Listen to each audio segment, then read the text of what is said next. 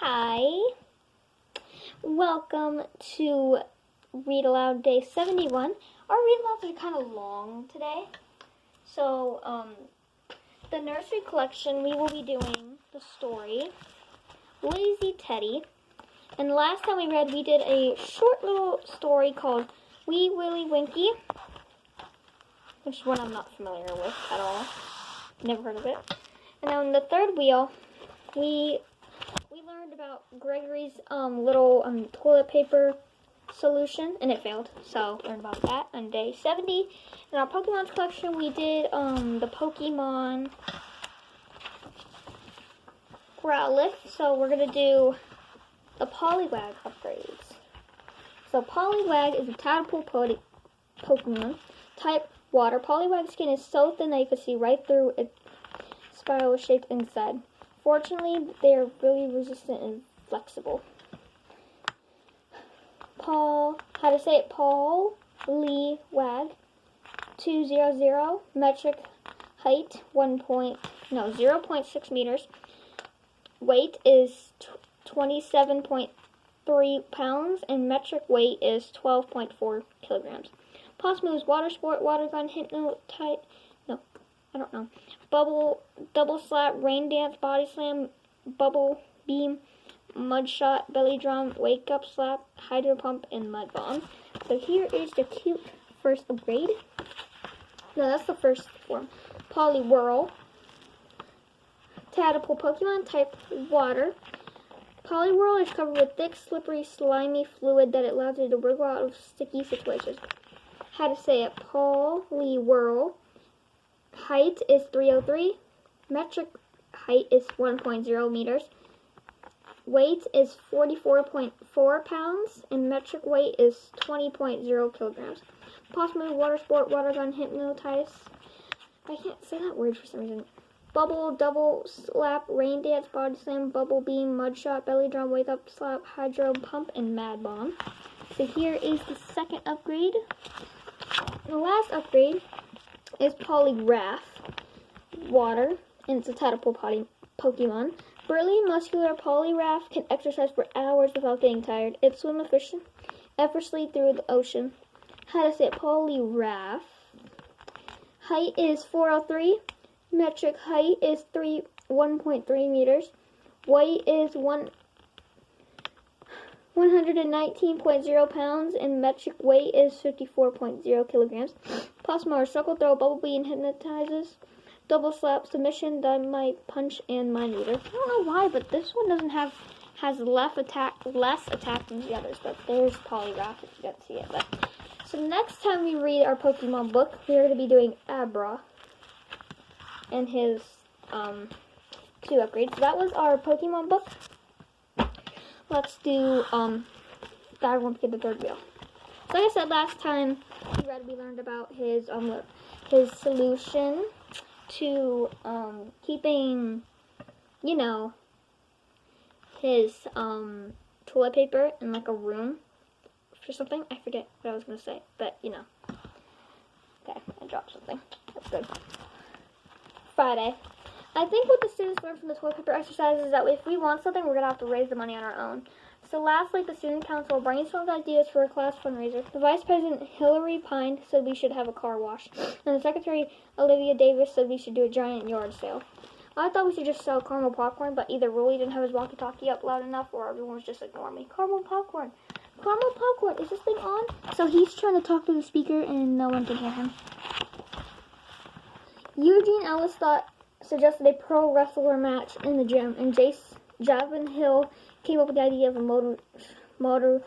motocross stunt show, but they couldn't decide which idea they liked better, so they settled on a mixed motocross wrestling event. So this is his idea. I think Eugene realized it was going to take a lot of work to pull something off, so he sent it to the vice president. Hillary formed a fundraising committee and got her friends on the student council to join it. On Monday, Hillary reported back to the student council and said that everything for the event was planned, but the fundraising committee had made a few small changes to the original idea. Somehow, the motocross wrestling event morphed into a Valentine's Day dance. Eugene and the other guys wanted to change it back, but Mrs. Britch said they had to respect the decision of the fundraising committee. I'm sure the truth is that she wasn't really crazy about the idea of motorized vehicles in the gym to begin with. Ever since the word got out about the Valentine's Day dance, it's all anyone could talk about at school. The girls seemed really excited, and they're treating it sort of like some middle school prom. So here, he's walking past, and all these girls are like, I bet they're saying, oh my god, I'm gonna go out with the boy, oh my gosh. There's already a dance committee, which Dolly got invited to be on since she's the social chairperson. I'm glad there's some male representation on that committee, because if the girls have their way, Christina will be the entertainment for the night. Most of the boys couldn't care less about the dance. I've heard a bunch of guys saying there's no way they're going to pay $3 to go to a dance in the school gymnasium. But that all changed early this week when the first candy grams got handed out in the homeroom.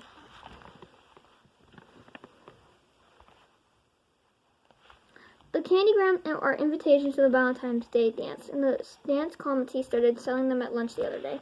If you pay 25 cents, you can send a candygram to anyone you want, and Bryce Anderson got ones from at least 5 different girls right off the bat.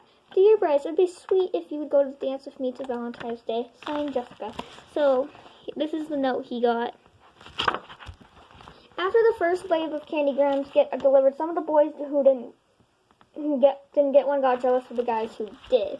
Now all of a sudden everyone wants to go to dance because no one wants to be left out. So yesterday at lunch there was a big rush on candygrams. So there's a lot of people saying they want to buy the candygrams now. Like I said before, there are more boys than girls in my grade this year, and I think a lot of guys are nervous and they're not going to end up with a date to the dance. So most of the boys are acting really different whenever a girl is around. At lunch, guys usually take spoonfuls of mashed potatoes and flip them up at the ceiling to try to get them to stick. Don't even ask me what they put in the potatoes that make them stick like that. So here they flung it up, and no one knows how it sticks there. Sometimes I forget to look up before I find a place to sit. And when he sat, potatoes plopped right onto his plate. The girls really hate the mashed potato thing, and that's why they sit on the other side of the cafeteria now. But now the boys know they're not going to get one of the girls to go with them to the dance if they act like jerks. I can tell it's hard to get for a lot of boys to be mature in front of the girls. So some of the guys are opting out when there aren't any girls around. We're in the middle of a basketball unit in gym when the girls playing on the other side of the gym and the boys on the other. The other day, this kid named Anthony Renfrew thought it would be pretty funny if he pantsed Daniel Levis when he was shooting free throws. What? So he pulling out his pants. Everyone laughed except for Daniel, but later on Daniel got Anthony back when he was going for a layup. After that, it was a free-for-all, everyone pantsing everyone else, so things have been awful since then.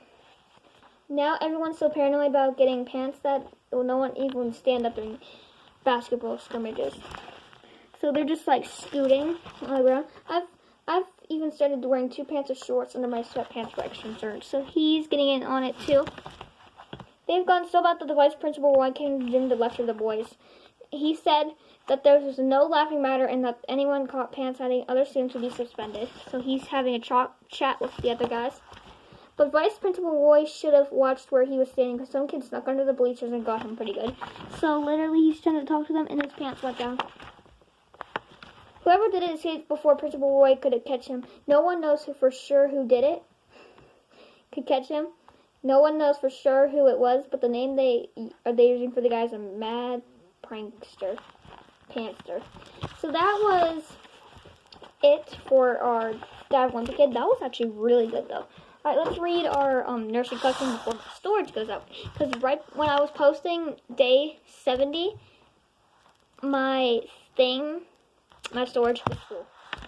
So that was fun. Alright, Lazy Teddy. There was nothing Lazy Teddy loved more than to be tucked up and snug and warm in Joshua's bed. Every morning the alarm would ring and Joshua would leap out of bed and fling open the curtains. I love mornings, he'd say, stretching his arms up as high as the sun poured in through the window. You're crazy, Teddy would mutter, and he burrowed down beneath the quilt to the bottom of the bed where he spent the rest of the morning snoozing happily. Come out and play, you lazy bear, Joshua would call, but Lazy Teddy couldn't budge. He wouldn't budge, he would just snore even louder. So on the front cover we have a little sun, which is very pretty. Joshua wished that Teddy would be more lively, like his other friend, bears. He loved having adventures, but they would be even better if Teddy would share with them. One evening, Joshua decided to have a talk with Teddy before they went to bed. He told him about the fishing trip he had been on that day with all his friends and the teddy bears. So this is the teddy bear that will not get out of bed.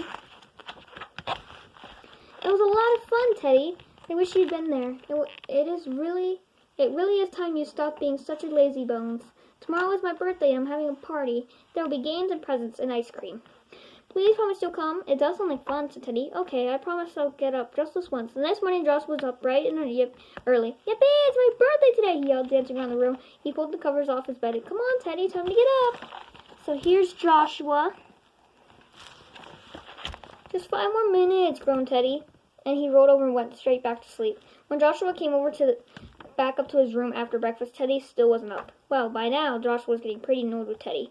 He reached over and poked him in the tummy. Teddy opened one eye and growled. Wake up, Teddy, you promised, remember, said Joshua. So Joshua's trying to wake up Teddy, and he won't wake up. Teddy yawned. Oh, if I must, he said, and muttering grumbling, he climbed out of bed. He washed his face and paws, brushed his teeth, and put on his best and red vest. There, I'm ready, he said. So here he is in his red vest. Good. About time, too. Just when the doorbell rang, Joshua ran to answer it. I'll come and get you in a minute, he said to Teddy. When he returned, there was no sign of Teddy, just gentle snoring coming from the bottom of the bed. Joshua was so angry and upset with lazy Teddy that he decided to leave him right where he was. He'll just have to miss the party, he said deep down. But he was hurt that Teddy hadn't kept his promise. Joshua enjoyed the party, although he wished that Teddy was there. That night, when he got to bed, he lay crying quietly on his pillow. Teddy lay awake in the dark listening. He knew that Joshua was crying because he had let him down, and he felt very ashamed of himself. So Teddy felt very bad because Josh was crying. I'm sorry, whispered lazy Teddy, and snuggled up to Joshua and stroked him with a paw until he fell asleep. The next morning when the alarm woke, Joshua leaped out of bed as usual. What was this? Teddy had leaped out of bed too, and was stretching his paws up high. Joshua looked up at him in amazement. Well, what are we doing today? Asked Teddy. Having a picnic, stammered Joshua in amazement. Are you coming? Of course, said Teddy. And from that day on, Teddy was up bright and early every day, ready to join another day of adventures with Joshua, and he never let him down again. So here he is jumping out of bed, and we have the little cute pictures of toys. And here's a little better view of him coming out of bed. And the next time we read, we're going to be doing Here's a Ball for Baby. And that is it for the video today. I hope you guys enjoyed the video. Thanks for watching. Goodbye.